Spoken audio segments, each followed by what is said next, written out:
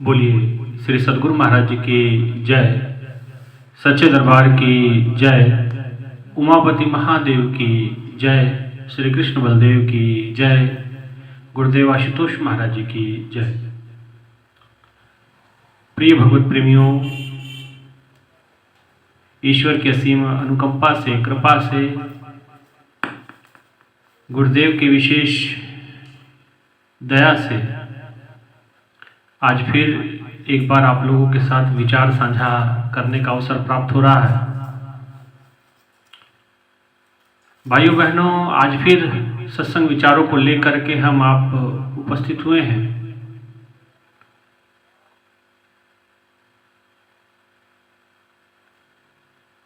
ईश्वर ने इस जीव पर कृपा की, दया की, उस दया के कारण इसे ये मनुष्य का तन मिलता है और मनुष्य का तन प्राप्त करके ये इंसान जीव परमात्मा को बिसर गया, भूल गया। और जब ये भूल जाता है तो फिर संत सतगुरु जीवन में आते हैं, इसे भूले हुए को फिर से बताने के लिए, समझाने के लिए कि भाई जो तेरा मूल उद्देश्य है, जिस कारण से तूने जन्म लिया था, वो उद्देश्य को तूने पूरा नहीं किया। अभी आवश्यकता उस उद्देश्य को पूरा करने की है, उस लक्ष्य को पूरा करने की है और उस लक्ष्य की ओर इशारा करते हैं, अग्रसर करते हैं, समझाते हैं। भई प्रापत मानुख देहुरिया, गोविंद मिलन की एह तेरी बरिया, अवर काज तेरे कीते न काम, मिल साध संगत भज केवल नाम। वो कहते बड़े भाग्य से आपको ये तन मिलता है। भाई प्रापत मानुख देहुरिया, मानुख की देह, मनुष्य की देह आपको प्राप्त हुई। और भाई प्रापत मानुख देवहरिया, गोविंद मिलन की है तेरी बारिया। ये तो तेरी बारी है, तेरा अवसर है, गोविंद को मिलने का है, ईश्वर को प्राप्त करने का है। अवर काज तेरे कीते न काम, मिल साध संगत भज केवल न। ईश्वर की प्राप्ति के अलावा तूने कुछ भी प्रयास किए हों, कार्य किए हों, काम किए हों, वो किसी काम में, किसी लेखे में आने वाले नहीं। इसलिए इस भूली हुई, भटकी हुई समस्त मानव जाति को समय समय पे संतों ने, महापुरुषों ने जगाया, जनाया। और जगाने का जो माध्यम चुना, वो सत्संग विचारों को चुना, अपने भजन संकीर्तन को चुना, अपनी कथाओं को चुना, महापुरुषों के जीवन के प्रेरणा प्रसंगों को चुना।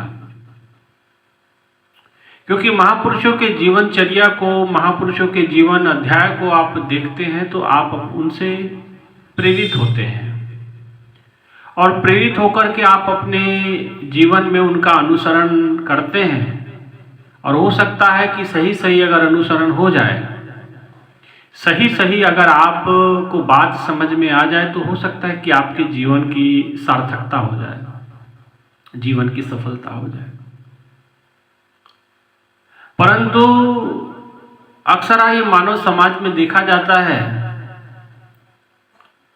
जो व्यक्ति जिस किसी को भी मानता है, क्योंकि मान्यताएं सबकी अलग अलग होती हैं, कोई प्रभु श्री राम को मानता है, कोई भगवान श्री कृष्ण को मानता है, कोई किसी और देवी देवताओं की पूजा करना उसकी मान्यता में है, कोई माँ दुर्गा को मानता है, कोई माँ काली की पूजा कर रहा है, कोई शिव जी की पूजा कर रहा है, कोई ब्रह्मा जी की पूजा कर रहा है।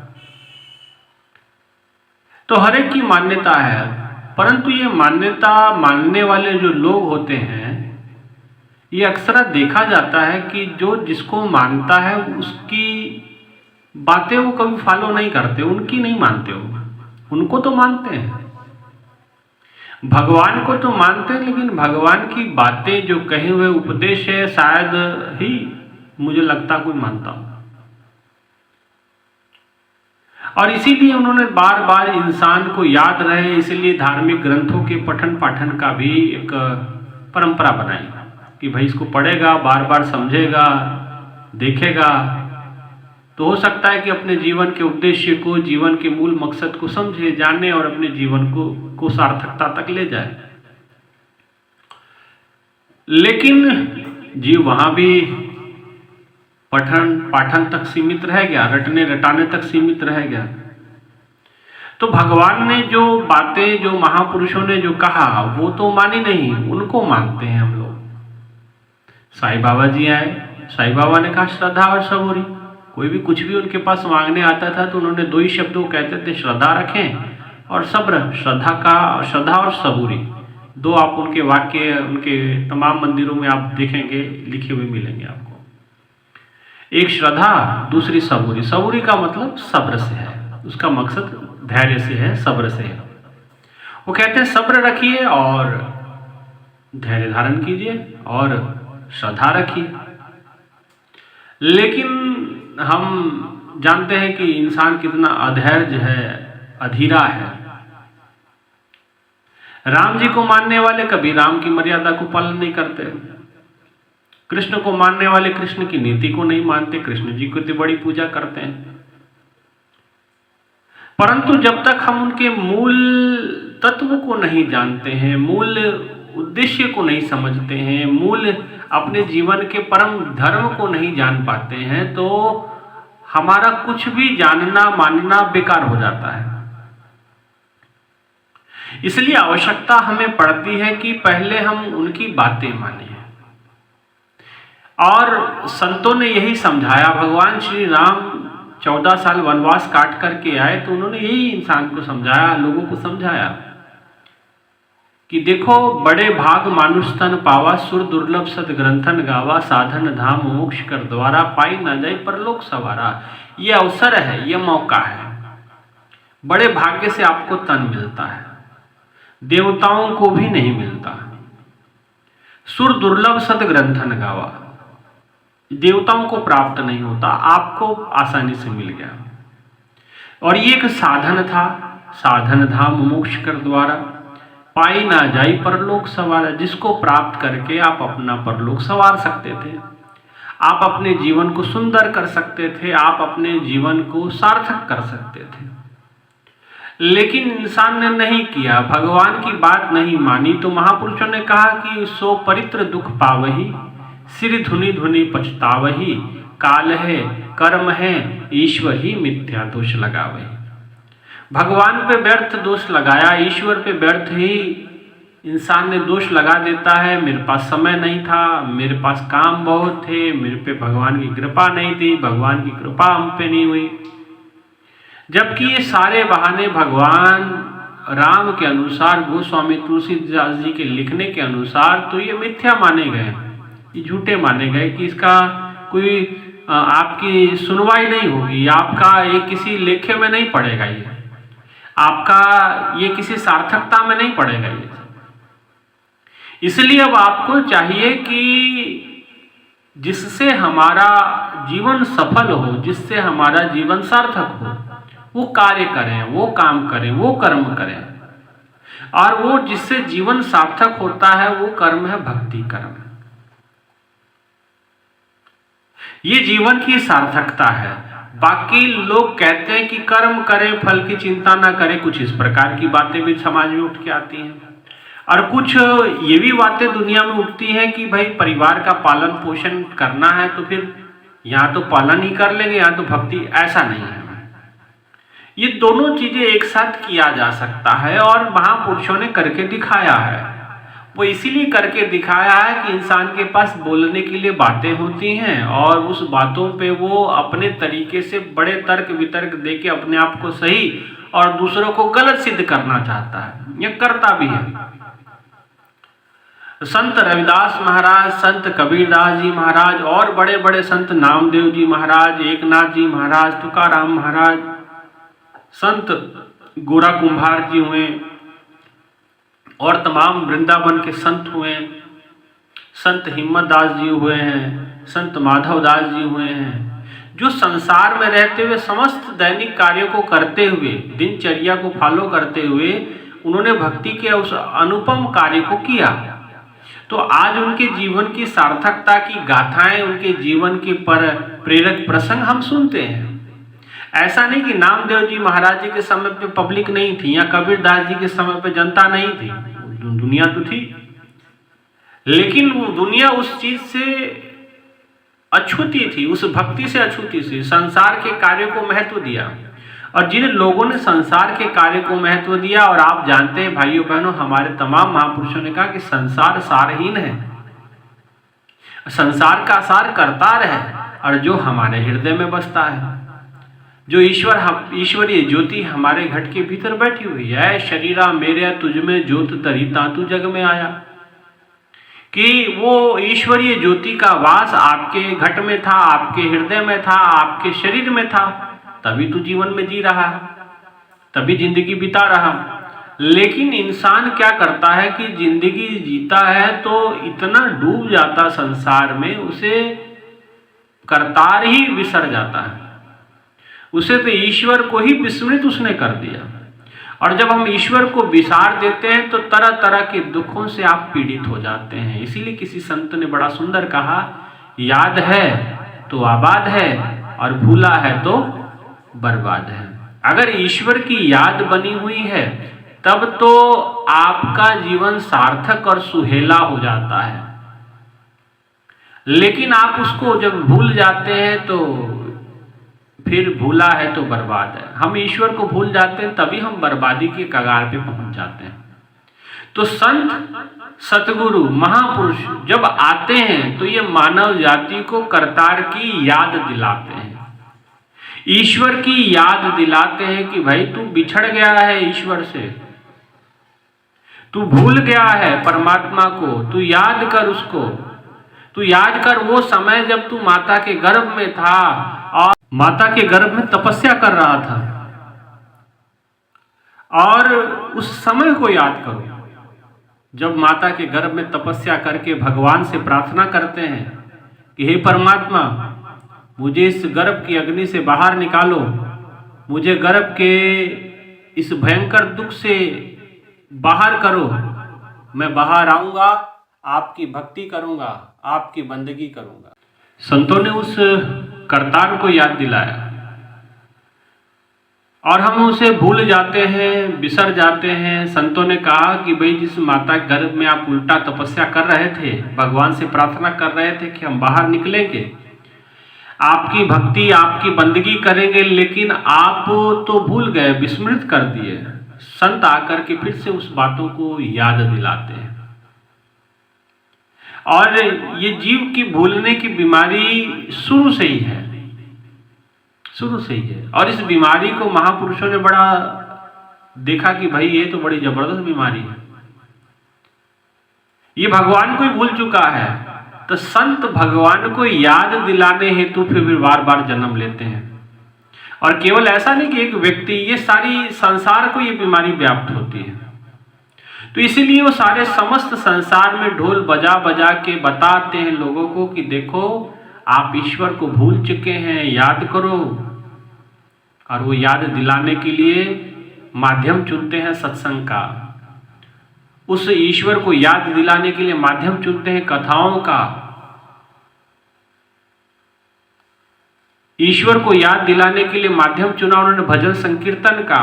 अनेकों महापुरुषों ने अनेकों माध्यम चुने, लेकिन मूलतः उनमें देखा जाए तो सत्संग विचार ही प्रमुख रहे। इसलिए भाइयों बहनों, अब हमें आवश्यकता है अपने आप को जानने की, उस ईश्वर को याद करने की, उसका स्मरण करने की।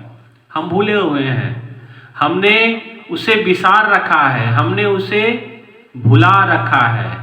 अब आवश्यकता है अब उसे जानने की। संतों ने जाना है, अब उसको जानने की बात आती है तो अब ये हमारे सामने एक बड़ा प्रश्न खड़ा हो जाता है। अक्सर लोग कहते हैं कि भाई एक होता है, हम तो मानते हैं भगवान को, अक्सर सारी दुनिया को आप देखते हैं भगवान को सब मानते हैं, मानते रहे, मानने से कुछ होता नहीं है।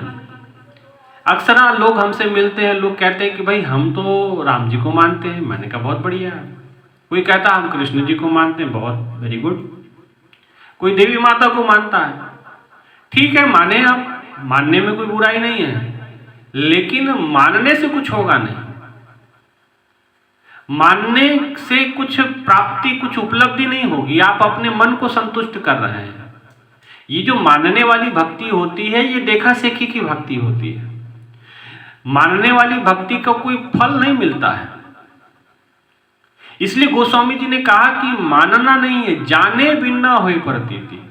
उसको जानना होगा। जब तक जानेंगे नहीं तो प्रतीति नहीं होगी।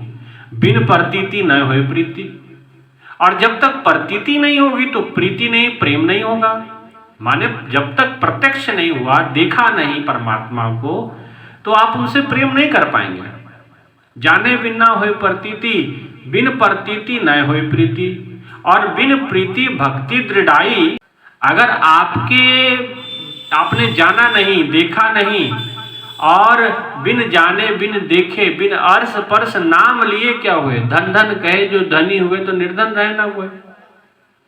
वो कहते कि भी अगर आपने परमात्मा को जाना नहीं है, देखा नहीं है, अर्श स्पर्श उसका स्वाद नहीं चखा है, उसका अर्श करके उसको पर स्पर्श करके नहीं देखा है, नहीं जाना है, इसलिए उसको जानना जरूरी है। वो कहता है कि जाने बिन ना होए प्रतीति, बिन प्रतीति न होए प्रीति, जो बिन प्रीति भक्ति दृढ़ाई, जो खगपति जल की चिकनाई। तो बिना भक्ति के, बिना प्रेम के जो भक्ति करोगे तो वो ऐसी है जैसे जल और तेल, दोनों को मिलाइए कभी मिलेगा नहीं, और दोनों को हिलाते रहिए, मिलाते रहिए तो ऐसा लगेगा कि आपको मिल गया, लेकिन बाद में उसका पानी अलग तेल अलग आप पाएंगे। ऐसा ही होता है समाज में, संसार में। अगर आप दृष्टि डालेंगे तो कुछ इसी प्रकार से भक्ति गोचर आती है, नजर आती है ना। जब तक लोग मंदिर में रहते हैं तो लगता है कि भगवान के परम भक्त हैं, मंदिर से बाहर आते ही आपको लगता है कि भाई भक्त की तो कोई गुण ही दिखते नहीं इसमें। इसलिए और क्यों नहीं दिखते, तो सबसे पहली जो शर्त है वो पूरी नहीं कर पाया आप। हम पहली शर्त क्या थी, जाने बिन ना, पहले जानना होगा, पहले उसको जानो। एक होता है परमात्मा को जानना, एक परमात्मा के बारे में जानना। परमात्मा को जानना और परमात्मा के बारे में जानना कि वो निराकार है कि साकार है कि प्रकार है कि पता नहीं तिकोना है कि चौकोना है कि छह कोना है कि सात कोना है। अब कैसे क्या कहोगे उसको जब जाना ही नहीं आपने। इसलिए तो संतों ने कहा ना, बिन देखे बिन अर्श स्पर्श नाम लिए कह। और बिना देखे आप अपने एक विचारधारा को बना करके आप करते रहेंगे तो उससे कुछ होने वाला नहीं है, उसका कोई लाभ नहीं है। इसलिए पहले देखें, फिर पहले जाने, जाने बिन ना हुई प्रतीति। जब तक जानेंगे नहीं, उसके प्रतीति जब तक प्रत्यक्ष नहीं होगी चीजें, और जब तक प्रत्यक्ष नहीं होती है तो तब तक आपको परमात्मा से प्रेम नहीं होता है। और यही कारण है कि परमात्मा के प्रति वो जो मूल प्रेम होता है, निस्वार्थ प्रेम होता है, कलंक प्रेम जो होता है, निश्चल प्रेम जो होता है, वो हमारे भीतर में प्रकटीकरण नहीं उसका हो पाता। क्यों? क्योंकि हमने जाना नहीं। लेकिन जानेंगे कैसे, अब उसको समझेंगे कैसे, कैसे कौन जनाएगा उसको? तो उसको जनाने के लिए एक संत की आवश्यकता है, सतगुरु की आवश्यकता है। जो संत सतगुरु क्या करते हैं, वो जना देते हैं। विवेकानंद जी कहते हैं, I have seen God by the grace of my perfect master Swami Ramakrishna Paramahamsa. वो क्यों कहा उन्होंने? कहते कि मैंने परमात्मा को जाना, आई हैव सीन गॉड, मैंने देख लिया भगवान को। लेकिन कैसे? By the grace of my perfect master Swami Ramakrishna Paramahamsa. मैंने अपने पूर्ण गुरु स्वामी रामकृष्ण की कृपा से, दया से उसको प्राप्त किया। भगवान कृष्ण भी अर्जुन को कहते हैं कि अर्जुन, न तू माम शक्य से दृष्ट मने नैव स्वचक्षुषा दिव्य ददामी ते चक्षु पश्मे योग योगमेश्वरम। पश्य शब्द आया। पश्य का मतलब होता है देखना, दर्शन करना, कि जो तू मुझे इन आंखों से नहीं देख सकता, मुझे देखने के लिए दिव्य ददामी ते चक्षु, मैं तुझे वो दिव्य चक्षु देता हूं। चक्षु का भाव, मैं चक्षु का मतलब देखना, दिखाने से है, दृष्टि से है, दर्शन से है। और कैसे होगा? मैं तुझे दिखाता हूं। और आप जानते हैं कि श्रीमद् भगवत गीता के अंदर 11वें अध्याय से भगवान ने दर्शन का, वो जो विराट स्वरूप का जो दर्शन भगवान ने कराया, उसके विषय में विस्तृत चर्चा उसके अंदर है, और उसके बारे में तमाम जानकारियां आपको उसके अंदर पढ़ने से आपको प्राप्त हो जाएगी। लेकिन पढ़ने तक ही सीमित रहेगा तब भी बात सही नहीं है। आपको गुरु की आवश्यकता, जो प्रैक्टिकल करवाए, जो उसका साक्षात्कार करवाए, जो उसका दर्शन करवाए, और दर्शन करवा के आपके जीवन को सार्थकता तक ले जाए, है ना। इसीलिए लेकिन अक्सर ये लोगों की एक मान्यता सामने आ जाती है, लोगों की एक बातें सामने आ जाती है, लोग कहते हैं कि नहीं नहीं संभव नहीं है। एक अपनी मान्यता है लोगों की कि नहीं संभव नहीं है, पॉसिबल नहीं है, how it can be possible. भाई साहब पॉसिबल है, लेकिन आप अपने बुद्धि को समझा लें, आप अपने मन को समझा लें, सब कुछ पॉसिबल। एक तरफ तो आप अक्सर ये उदाहरण देते हुए लोग मिलते हैं, nothing is impossible in this world, कि संसार में असंभव नाम की कोई चीज नहीं है। और जब परमात्मा की बात आती तो नहीं, वो तो असंभव है, वो कैसे हो सकता है।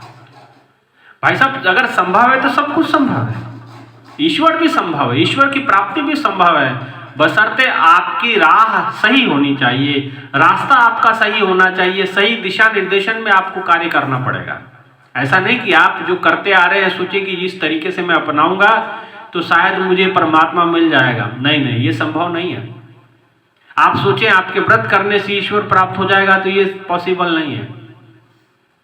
एक तरफ तो आप कहते हैं कि भूखे भजन ना होए गोपाला ले लो अपनी कंठी माला, दूसरी तरफ खुदे भूखे रहते और सोचे भगवान गोविंद मिल जाएंगे तो संभव नहीं है। गोविंद खुद ही भूखे नहीं रहते थे, भूख लगती थी माखन चोरी करके खा लेते थे, वो भूखे नहीं रहे, आप उनके नाम पे भूखे रहते हैं।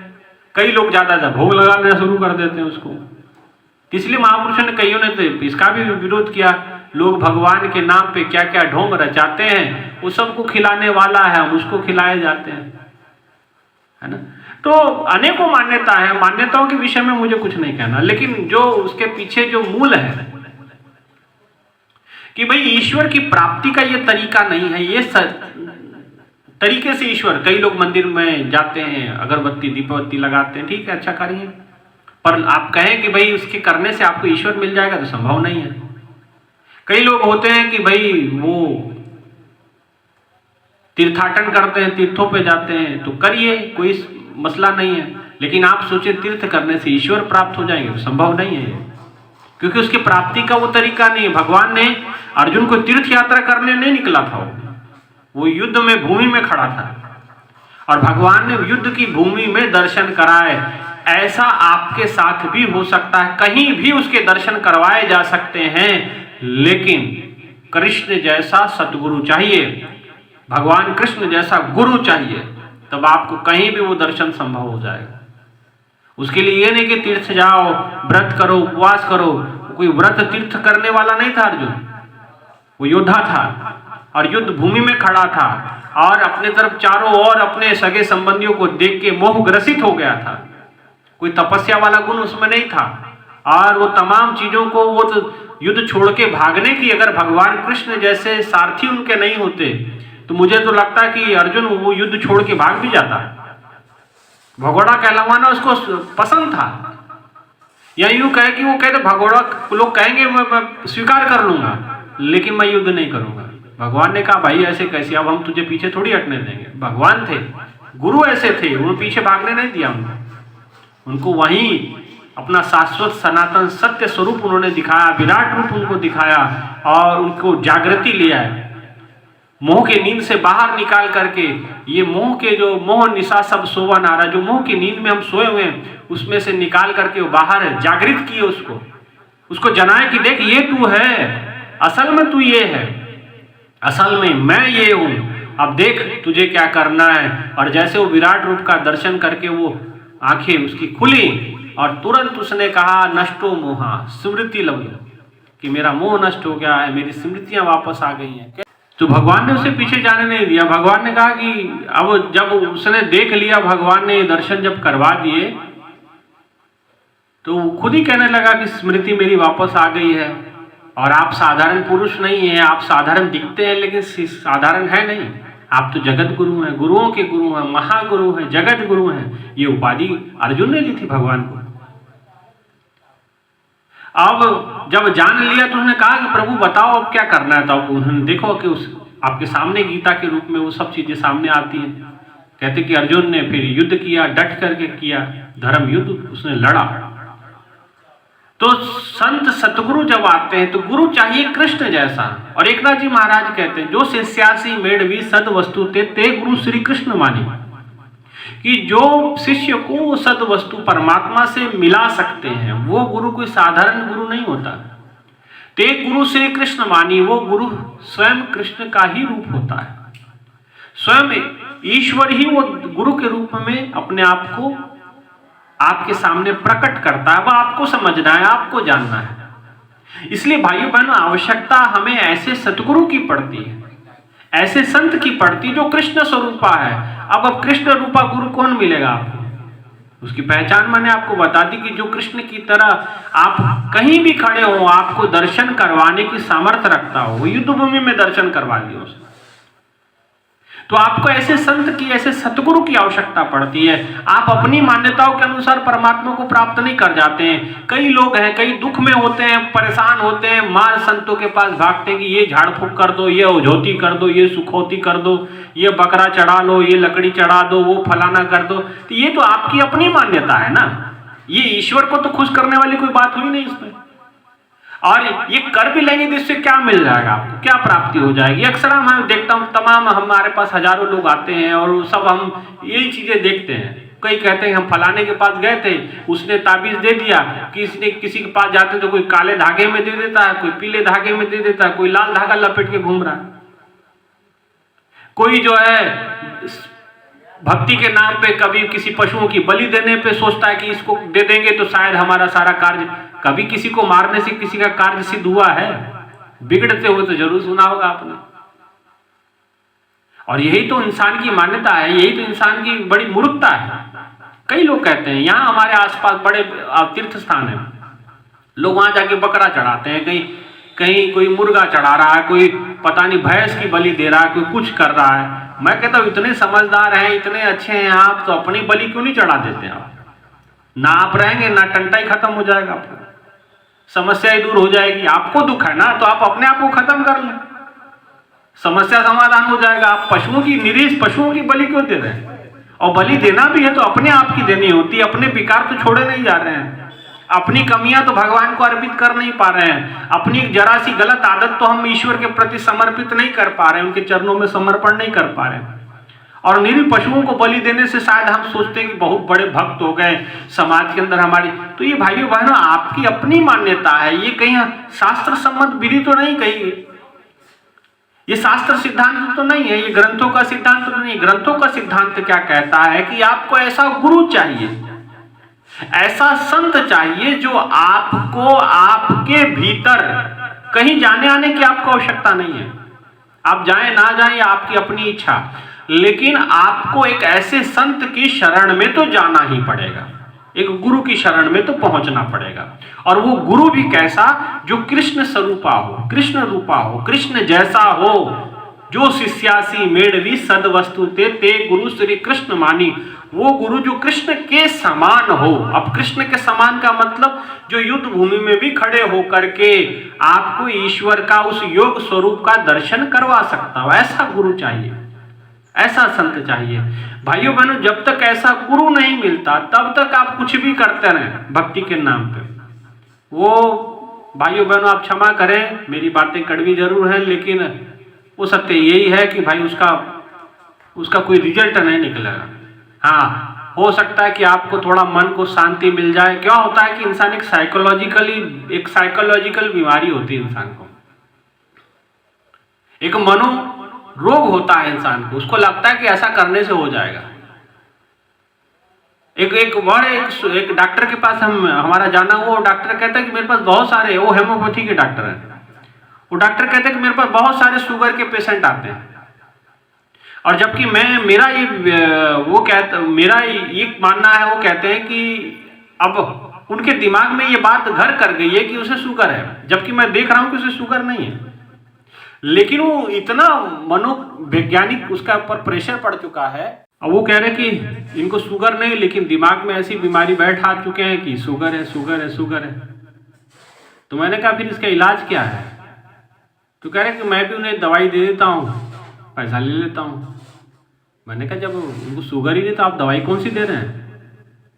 कह रहे कि मैं भी उनको मीठी दवाई दे देता हूँ, वो होम्योपैथिक गोलियाँ होती है ना, आप देखें छोटी छोटी, कहते हैं मैं भी उनको ये छोटी छोटी गोलियाँ दे देता हूँ। और मैं कहता हूँ कि इससे ठीक हो जाओगे आप, 15 दिन 20 दिन इसको लगातार खा लीजिए, 3-3 4-4 बार, होता कुछ नहीं, बोले वो मीठी गोली होती है। लेकिन अब उसके दिमाग में जो बैठा हुआ है कि नहीं नहीं मैं तो डॉक्टर से दवाई, और वो दवाई समझ के उसको खा रहा है और कुछ दिनों के बाद अपने आप ही वो स्वस्थ अपने आप को महसूस करने लगता है। ये क्या है कि मानसिक रूप से आप अपने आप को बीमार कर लिए। ऐसे ही भक्ति के पक्ष में भी होता है। भक्ति का जो वास्तविक स्वरूप है उससे हम दूर हो जाते हैं, हम उससे दूर होते हैं, अपनी मान्यताओं के अनुसार हम कुछ कुछ करने लगते हैं और हम सोचते हैं कि ये जो हम कर रहे हैं ये ठीक है। भाइयों बहनों, ऐसा नहीं होती। इसीलिए भगवान ने अर्जुन को कहा, अर्जुन भी कई प्रकार की धारणाओं में बंधा हुआ था। भगवान ने कहा कि अर्जुन ये ठीक नहीं है जो तू कर रहा है। भगवान ने कहा कि सर्वधर्मानि परित्यज्य मामेकम शरणं व्रज, कि जो किसी प्रकार की जो तू मान्यताओं में बंधा हुआ है वो सभी मान्यताओं से तुझे बाहर निकलना पड़ेगा। धर्म के नाम पे तूने जो धारणाएं बना रखी हैं वो धारणाओं को त्याग, और धारणाओं को त्याग करके तू इस जंजाल से बाहर निकल, और उस जंजाल से बाहर निकल के मेरी शरण को प्राप्त कर, और मेरी शरण को प्राप्त करेगा सर्वधर्मानि परित्यज्य मामेकम शरणं व्रज, कि मेरी शरण को प्राप्त कर और मैं तुझे उस दिव्य योग स्वरूप को आप दर्शन करवाते हैं। तो गुरु वही करता है, गुरु आपकी मान्यताओं को खंडित करता है। भगवान कृष्ण, भगवान श्री राम माता सीता से विवाह करने जाते हैं, लेकिन विवाह तो कैसे भी हो सकता है, अग्नि के 7 फेरे लेने विवाह हो सकता है, लेकिन एक भगवान ने खेल किया, एक लीला की। लीला क्या की? भगवान ने एक शिव भंग का एक प्रसंग आप सुनते, शिव धनुष भंग करने का। भगवान ने शिव धनुष भंग किया। ये शिव धनुष क्या है?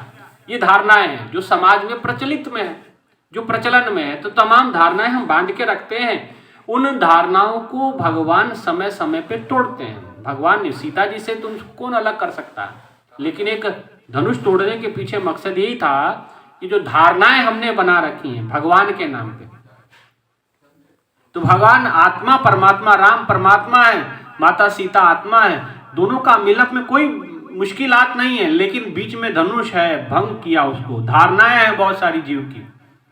हम आत्मा परमात्मा में विलय होने के लिए कुछ नहीं, हमारे बीच में बहुत सारी धारणाएं हमने बना के रखी है। वो हमारे मन की जनित होती है, कुछ समाज द्वारा थोपी गई होती हैं, कुछ हम अपना दुनिया में देखते हैं तो अपना एक मन बना लेते हैं कि नहीं नहीं ऐसा ही हो सकता है, पर ऐसा नहीं है। इसलिए भगवान ने कहा यह शास्त्र विधि उत्सर्ज वर्तते काम कारतः, कि शास्त्र सिद्धांत को छोड़ के आप किसी भी प्रकार का कुछ भी पूजा पाठ करते हैं, उससे ना कोई आपको सिद्धि मिलती है, ना कोई आपको लाभ मिलता है, ना कोई आपको सुख शांति की प्राप्ति होती, ना ही आपको सुकून मिल सकता है। अगर आपको सुकून मिल सकता है, शांति अगर आपको मिल सकती है, तो महापुरुषों ने कहा, आपने मैंने पहले भी कई बार सत्संगों में सुनाया है कि मिलता है सच्चा सुख केवल भगवान तुम्हारे चरणों में। परंतु भगवान के चरणों की भक्ति करना हमें पसंद नहीं है, भगवान की भक्ति हमें अच्छी नहीं लगती। भगवान से मांग लेना चाहते हैं हम, सारी दुनिया। हम चाहते हैं करोड़ों रुपया हमें रातों रात मिल जाए, लाखों रुपया हमें रातों रात मिल जाए, लाखों ये सुविधा हो जाए, घर में गाड़ी आ जाए, ये हो जाए। चाहत हम सबकी है, हमारा सेवा थोड़ी मांगन मोटा होता है, हमारा भक्ति कम और व्यापार हम ज्यादा करते हैं भगवान के साथ। तो यही होता है कि फिर वो भक्ति का फल जो मिलना चाहिए वो मिलता नहीं है। इसलिए संतों ने समझाया कि देखो ये तरीका, ये अपनाना आपको भारी पड़ेगा, आपको इस चीजों को त्याग करना है, इस चीजों से आपको ऊपर उठना है, अपनी धारणाओं से उठना पड़ेगा आपको इन धारणाओं को त्यागना पड़ेगा। और शास्त्र सिद्धांत क्या कहता है? भगवान कृष्ण, भगवान श्री राम, भगवान भोलेनाथ, ये तमाम जो अवतारी महापुरुष धरती पे आए, भगवान भोलेनाथ जी माता पार्वती को समझाते हैं। पार्वती जी से शिव जी से मिलने में क्या समस्या थी, लेकिन भगवान ने क्यों माता पार्वती को तपस्या का रास्ता अपनवाया? क्यों उन्हें एक उपदेश अमरनाथ जी की गुफा में उनको दिया गया, गुरु गीता का पूरा उपदेश उनको दिया गया। आप पढ़ सकते हैं गुरु गीता को, जिसमें तमाम आप श्लोक सुन सकते हैं, समझ सकते हैं। गुरु ब्रह्मा गुरु विष्णु गुरुर्देवो महेश्वरा, गुरुर साक्षात पर ब्रह्म तस्मै श्री गुरुवे नमः, अखंड मंडलाकारम व्याप्तम येन चराचरम तद पदम दर्शितम येन तस्मै श्री गुरुवे नमः। ये तमाम श्लोकों की जो रचना हुई गुरु गीता के अंदर में, क्यों? आखिर क्या कारण रहा इसका? आखिर अगर आप अपने हिसाब से सब कुछ ठीक ही कर रहे थे, तो संतों को इतने बड़े बड़े ग्रंथ लिखने की आवश्यकता क्या थी? गुरुओं को इतने महान ग्रंथ की लिखने की आवश्यकता क्यों थी?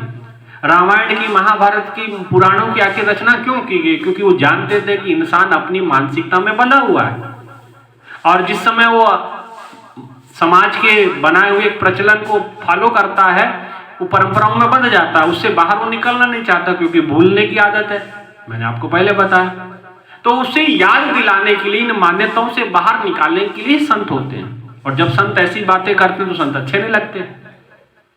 और आप सोचिए, संत वही कहे जो आपको अच्छा लगे। कई लोग तो कथा भी करवाते हैं तो कथा में पहले बता देगी ये प्रसंग कर देना, ये कह देना।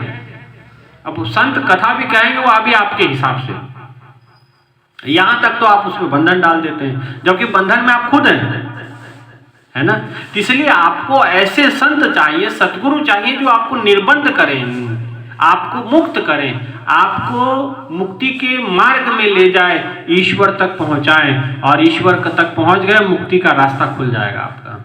इसलिए गुरु की महिमा है, इसलिए गुरु की मान्यता है, इसलिए गुरु को महान कहा जाता है। क्यों कहा गया? गुरु खड़े हैं, गोविंद खड़े हैं, किसके पांव पकड़ने चाहिए? कबीरदास जी ने कहा ना, गुरु गोविंद दो खड़े काके लागो पाए, बलिहारी गुरु आपने जिन गोविंद दियो मिलाए। क्यों कहा ऐसा? कि भगवान भी खड़े हैं, गोविंद भी, भगवान भी खड़े हैं और गुरु भी खड़े हैं, आप किसके पांव पकड़ोगे? कबीरदास जी ने साफ कहा कि मैं तो गुरु के पांव पकड़ूंगा, क्योंकि गुरु के वजह से कौन मिल गए? भगवान मिल गए। भगवान ही तो गुरु से मिलाते हैं।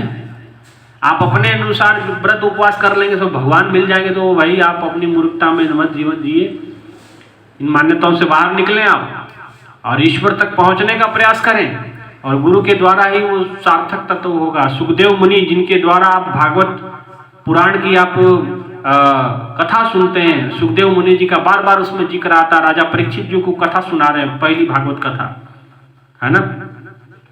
और वो भागवत कथा परीक्षित जी को सुना रहे उस सुखदेव मुनि जी की, जो कन्हैया जी की तमाम लीलाओं को परीक्षित जी के सामने रखा, तमाम महापुरुषों की बातों को, अजामिल की कथा, ध्रुव की कथा, प्रहलाद की कथा, भगवान के अंत समय तक की सारी कथाएं सुखदेव मुनि जी राजा परीक्षित जी को सुनाते हैं। ऐसे सुखदेव मुनि भी गुरु की शरण को प्राप्त करते हैं, तब जाकर के उनका जीवन भी इतना महान बन पाया। बिना गुरु के तो भी बहुत तपस्या की, है ना। इसलिए गुरु की तो आवश्यकता पड़ती। कई लोग कहते हैं नहीं गुरु की क्या आवश्यकता, भगवान। अरे भाई ठीक है, आप अपना मान्यता अपने पास रखिए, जो शास्त्र विधि उसको तो नहीं, आज तक कोई नियम तो ऐसा कोई ऐसा महापुरुष दिखा दे जो बिना गुरु के वहां ईश्वर तक पहुंच गया हो। कोई एक उदाहरण देते, लोग भगवान बुद्ध का उदाहरण देते हैं, गुरु नानक देव जी का उदाहरण देते हैं, लेकिन बगैर गुरु नानक देव जी के गुरु नहीं होते तो वो ये क्यों कहते, भाई रे पूछे ब्रह्मे नारद वेद व्यास से, कोई गुरु बिन ज्ञान ना होए। आखिर उन्होंने कहा ना कि गुरु के बिना ज्ञान नहीं होता, तो जो कह रहा है कि गुरु के बिना ज्ञान नहीं था, तो उन्हें बिना गुरु के ज्ञान कैसे हो गया? उनके भी गुरु होंगे। ये बात अलग है कि इतिहास में कुछ चीजें दर्ज नहीं है, इतिहास में कुछ चीजें, बहुत सारी चीजें अस्पष्ट होती हैं, स्पष्ट नहीं होती, तो इतिहास अधूरा माना गया। इसीलिए अधूरा माना गया क्योंकि पूर्ण तो से पूर्ण सतगुरु के द्वारा ही। तो वो कहते कि ब्रह्मा से जी से पूछ लो, नारद जी से पूछ लो, वेद व्यास जी से पूछ लो, गुरु के बिना ज्ञान नहीं होता। तो गुरु नानक देव जी को बिना गुरु के हो गया, जबकि उनके बारे में आता है गुरबानी में आते कि सतगुरु मिलिया दीक्षा दीनी, सतगुरु मिला दीक्षा मिली, मुझे दीक्षा मिली, गुरबानी में दर्ज है बात। लोग भगवान बुद्ध का उदाहरण देते कि उनके कौन गुरु थे, उनके भी गुरु थे संत सुजाता। लोग मानते नहीं, मानने से क्या होगा, आप ना माने भाई, हमको कोई फर्क पड़ता नहीं। लोग कहते हैं उनको खीर खिलाई और वो उनको बोध हो गया। आप रोज खीर बना बना के खाइए, आपको बोध हो जाए तो हमको बता देना। खीर खिलाने से बोध नहीं होता है, और जब बोध हुआ तब बुद्ध बने। पर वो बोध हुआ कैसे? वो बोध तब होता है जब उन्हें पूर्ण सतगुरु मिलते हैं। भगवान बुद्ध कहते कि उन्होंने मन माना बहुत सारा प्रयास किया उन्होंने। किसी ने कहा भूखे रहो तो भूखे रहने लगे, किसी ने कहा प्यासे रहो तो प्यासे रहने लगे, बाल नहीं बढ़ा तो बाल बढ़ा दिए, बाद में हाथ पांव के नाखून इतने लंबे हो गए, खूब तपस्या करने लगे, शरीर क्षीण हो गया, कमजोर हो गया। संत सुजाता वहां से अपनी बीना को लेकर के हुए जा रही थी, देखा कि एक सच्चे जिज्ञासु हैं, सच्चे जिज्ञासु है, ईश्वर के प्रति सत्य की खोज कर रहे हैं। तो क्यों ना, उन्होंने पूछा कि आप ऐसा क्यों? तो उन्होंने कहा कि मैं सत्य की खोज करना चाहता हूँ, ईश्वर की खोज कर रहा हूँ। भगवान बुद्ध ने कहा सिद्धार्थ ने कहा। तो सुजाता जी ने कहा कि ठीक है, वो तो खोज तो आप करते हैं, ठीक है, समझ में आया, लेकिन ये जो कोई तरीका तो नहीं हुआ ईश्वर की खोज का, ये कोई ढंग तो नहीं हुआ। तुमने पूछा कि आप ऐसा कर क्यों रहे हैं, तो उन्होंने बताया कि भाई किसी ने मुझे कहा कि भूखे रहने से शायद भगवान मिल जाएंगे, इसीलिए लोग व्रत उपवास करते हैं। तो संत सुजाता मुस्कुराई, उन्होंने कहा कि देखो ये बात नहीं, ये सही नहीं, मैं सही बात बताती हूँ। तो उन्होंने कहा कि देखो, वीणा की तार को इतना कसो मत कि वो टूट जाए, और इतना ढीला भी मत छोड़ो कि वो उसमें से आवाज सुर ना निकले। उसके कसाव एक लिमिट तक ही होनी चाहिए और उसको ढीलापन भी एक लिमिट तक ही होना चाहिए। शरीर नहीं रहा तो आप परमात्मा की प्राप्ति नहीं कर पाएंगे। गेला गेला नर देह तो मग कैसा भगवंत, नामदेव महाराज जी कहते हैं। महाराष्ट्र के संतों ने कहा आपका नर देह गया, फिर कौन भगवान, कैसा भगवान आप कुछ नहीं कर सकते। गेला गेला नर देह मग कैसा भगवान, देह में हो सकता है जो कुछ है। बिन काया ब्रह्म कैसे बोले, ब्रह्म बोले काया के बोले, ये गुरबाणी में आता है। बिना ब्रह्म काया के बिना बोल नहीं पाएगा, और बिना काया ब्रह्म कैसे बोले, बिना काया के ब्रह्म नहीं बोल सकता। इसलिए काया की तो आवश्यकता है, लेकिन काया के अंदर अगर हम ऐसी मानसिकता, वो भी मानसिकता बना रखे थे कि ऐसे शायद मिल जाएगा। माँ सुजाता ने कहा कि ऐसे नहीं, और उन्हें ज्ञान दिया। पहले तो उनको खीर खिलाई, लोग तभी से खीर खाना शुरू कर दिया। अब खीर खिलाई, खीर खिलाने के पीछे उनका मकसद ये था कि भाई चलो पहले इनको कुछ खा पी लें, थोड़ा सा शरीर में कुछ जाएगा तो कुछ सुनने समझने की क्षमता आएगी। आदमी भूखा हो, पेट में कुछ हो ना, जितनी मर्जी कथा वार्ता सुनाते रहो, उनको कोई फर्क पड़ने वाला नहीं, कुछ समझ में आने वाला नहीं। इसलिए समझ में आएगा पहले तो पेट में कुछ डाला जाए। तो कहते माता सुजाता ने उन्हें खीर बना के खिलाई, और जब खिलाई तो कहते हैं कि भगवान बुद्ध ने शांति से उनकी बातें सुनी, समझा, और भगवान को उन्होंने उपदेश दिया। और कहते हैं कि उसी ज्ञान को लेकर के भगवान बोध गया जाते हैं, और बोध गया जाके समाधिस्थ हो जाते हैं, ध्यान की अवस्था को प्राप्त कर जाते हैं, उस परम अवस्था को प्राप्त करते हैं, तो बोध हो जाता है उनके, तो बुद्ध बन गए वो, है ना। इसलिए हमें समझना है कि गुरु उनके तो थे, लेकिन अब इतिहास में स्पष्ट नहीं है। तो इतिहास में स्पष्ट नहीं, तो इतिहास के आधार पे नहीं आप खोजेंगे, आप खोजेंगे ग्रंथों के आधार पे, तो आप पाएंगे कि भाई गुरु तो थे। ऐसा नहीं कि बिना गुरु के, राम कृष्ण ते को बड़े तीन भी तो गुरु कीन, तीन लोग के नायका गुरु आगे आधीन। गुरु की अधीनता को तो राम और कृष्ण ने भी स्वीकार किया, उन्होंने भी इस तथ्य को स्वीकार किया। भगवान श्री राम मर्यादा पुरुषोत्तम थे, फिर भी गुरु की शरण में गए, अवतारी पुरुष थे। कृष्ण जी कोई मर्यादा नहीं रखते थे, फिर भी वो गुरु की शरणागत को, इस नियम को नहीं तोड़ पाए वो। इसलिए प्रभु जब धरती पे आए तब उनको गुरु की शरण में जाना पड़ा, तो हमें भी जाना पड़ेगा भाइयों बहनों। और गुरु आता ही इसलिए हमें याद दिलाने के लिए, क्योंकि हम भूले हुए हैं।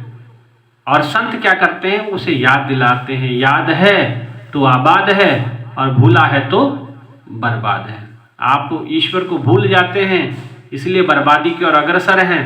और संत क्या करते हैं, इंसान को ईश्वर का स्मरण करवा देते हैं, याद करवा देते हैं।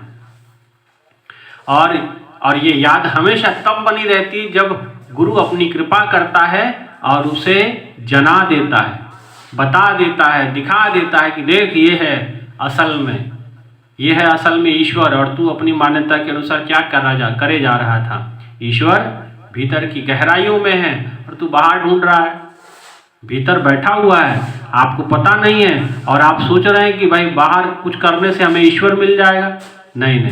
इसीलिए संत आते हैं, सतगुरु जब जीवन में आते हैं तो याद दिलाते हैं ईश्वर की, और जब याद ईश्वर की आ जाती है तो फिर जीवन में सब कुछ सुखद आता है। भले जीवन में संघर्ष आता है, भले जीवन में कठिनाइयाँ, क्योंकि भक्ति तो कठिन है ही, जिसके जीवन में भक्ति होती थोड़ी सी कठिनता तो आती है, लेकिन वो सहज हो जाता है, कठिनता में से भी वो निकल जाता है। इसलिए महापुरुषों ने कहा कि आप भक्ति आपको सरल करती है, सहज करती है, और जीवन जीने में आपको बड़ी सहायक होती है, बड़ा लचीला कर देती है। जीवन की बड़ी बड़ी कठिनताओं से, बड़े बड़े इस प्रकार के जब आपके जीवन में प्रसंग आ जाते हैं कठिन, उस प्रसंगों में से भी भक्ति आपको आसानी से निकाल ले जाती है। इसीलिए भक्तों के प्रेरक गाथाएं आप सुनते हैं, कितनी कठिनताओं से भी उन्होंने सब कुछ, उनके जीवन में कितना कठिन समय आया, प्रसंग आया, लेकिन उन्होंने अपने आप को सहज रखा, सरल रखा और भक्ति करते हुए अपने जीवन को निर्वाह किया। बड़े प्रलोभन आए, उसमें फंसे नहीं, बड़े माया के प्रभाव उनके ऊपर किए गए, लेकिन किसी प्रभाव का उनके ऊपर प्रभाव नहीं पड़ा, किसी भी चीज़ का प्रभाव उनके ऊपर नहीं पड़ा। और प्रभाव तो केवल वो एक ही चीज़ में रहे, वो परमात्मा के भाव में रहे और गुरु के जो आदेश था उसको फॉलो करते रहे, क्योंकि वो जानते हैं गुरु की महानता को, है ना। क्योंकि गुरु ने तो याद दिलाया, हम तो ईश्वर को भूले बैठे थे। और इसीलिए कहा जाता है, और गुरु का काम क्या होता है? याद दिलाना। संत का काम क्या होता है? याद दिलाना। क्योंकि याद है तो आबाद है और भूला है तो बर्बाद है। इस बात को आप हमेशा रखिए, याद रखिए कि आप भी ईश्वर को हमेशा याद रखें, है ना। याद रहेगी तो आप हमेशा आबाद रहेंगे, ईश्वर की याद में आबाद रहें। अगर ईश्वर को भूल गए तो फिर क्या कहना, हमारा बोलना ठीक नहीं कि बर्बादी पे बर्बाद हो जाए। वो तो अपने आप ही, जब ईश्वर को इंसान विस्मृत कर देता है तो अपने आप ही कुछ समय के बाद अपने आप ही शैतान उसका हाथ पकड़ ही लेता है, ठीक है ना। इसलिए संतों का काम याद दिलाना है। आप हम याद करते रहें और अपने जीवन को मस्त तरीके से, अच्छे तरीके से प्रभु की भक्ति में लगा करके और व्यतीत करते रहें ना। इसीलिए यही कथा का सार, कार्यक्रम का सार कि याद है तो आबाद है, भूला है तो बर्बाद है। इतना कहते हुए अपने विचारों को यही विराम। आप सभी से आग्रह कि आप सभी इस वीडियो को देखें और औरों तक शेयर करें और मेरे इस चैनल को सब्सक्राइब कर लें, ठीक है। इतना ही कहते हुए अपने विचारों को यही विराम, और सभी सुखी हो, सभी निरोगी हो, यही मनोकामना के साथ विचारों को विराम देते हैं। बोलिए श्री सद्गुरु महाराज जी की जय, सच्चे दरबार की जय, उमापति महादेव की जय, श्री कृष्ण बलदेव की जय। धन्यवाद।